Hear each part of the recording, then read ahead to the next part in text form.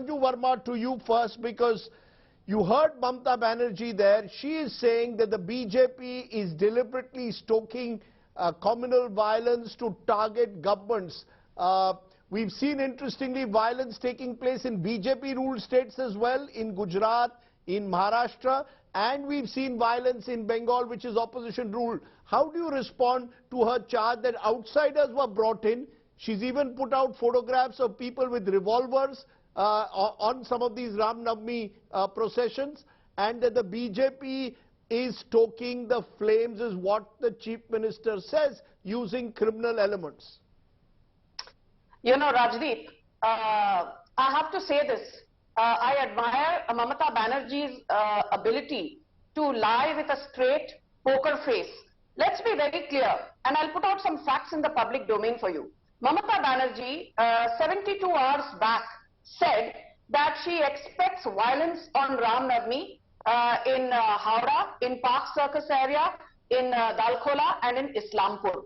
So I want to ask Mamata Banerjee, since she has the ability to crystal gaze into impending events, and she was so sure that there would be Ram Navami related violence, why is it that the police machinery did not swing into action? And as you rightly said, under the 7th schedule of the Constitution, law and order is a state subject. And last I heard, apart from being the Chief Minister, the de facto Home Minister of West Bengal is Mamata Banerjee. But I'm not surprised that she's blaming the BJP and other right-wing elements, because Mamata Banerjee stands for zero accountability, zero transparency, and you know, she should realize that as the CEO of Bengal, in more ways than one, the buck stops at her doorstep.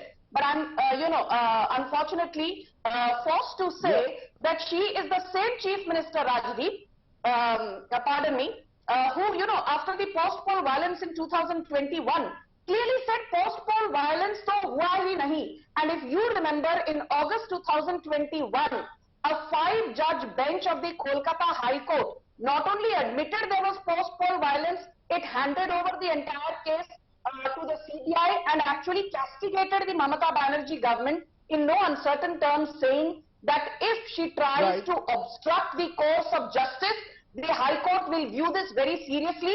My limited point is, Mamata Banerjee's track record is far from flattering. Ye public hai, ye sab janti hai. Jhoot bolna band kijiye, and please, for a change, learn to be accountable as the Chief Minister, rather than simply indulging in rhetoric and blaming the BJP for everything under your long and incompetent nose.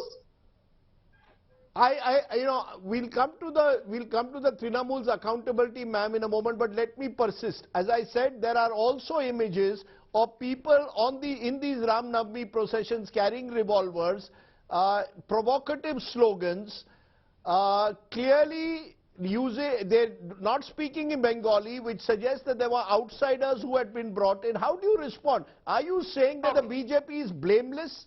Are you saying the BJP is blameless not just in Bengal but in other parts also, in where all your opponents are saying BJP is fomenting trouble? Even the Shiv Sena is saying that here in Maharashtra, that the BJP is fomenting trouble during Ram Navami, and we have images of your suspended BJP MLA, and I'll play them in a moment, from Hyderabad, Raja Singh, making the most provocative slogans in Hyderabad before a mosque. So the question arises, is the BJP blameless?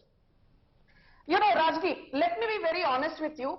As a responsible national spokesperson of the world's largest political party, I will clearly say this without any ifs or buts. If there are elements who are related to the BJP, or if there are BJP leaders who are indeed involved, please don't spare them. But for Mamata Banerjee to say that we have identified it was BJP leaders who created problem, my simple question is, Mamata Banerjee, if you're so sure these were BJP supporters and BJP leaders, why is it that you have filed an FIR in Howrah against 200 unidentified people? You could not identify a single BJP leader. If you have the guts, name them and shame them. But when you don't name them and shame them and simply indulge in a general statement that BJP is creating problems, then it shows your incompetence. And I will just tell you one thing, Rajdeep. I have been on your debates during the peak of the hijab controversy. And I remember when there was that picture which went viral on social media of a young burqa-clad girl being apparently intimidated by some young guys who were wearing saffron color t-shirts and waving saffron flags. Nobody knew whether they were a Varun, a Karan, a Dharam, or a Salman, a Salim and a Junaid. But what did people say? अरे नारंगी कपड़ा पहना है, नारंगी flag लहरा रहे हैं. These are certainly BJP workers and BJP goons.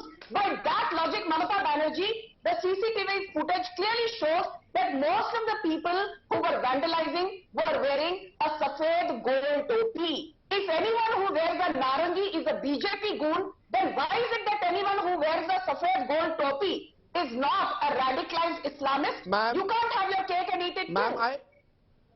Okay, ma'am, the fact is there are images of those with saffron bandanas even in Maharashtra who are seen entering a mazar, and we have images of people with caps who are throwing stones. So, you know, Rajdeep, are you blind to people wearing gold topi?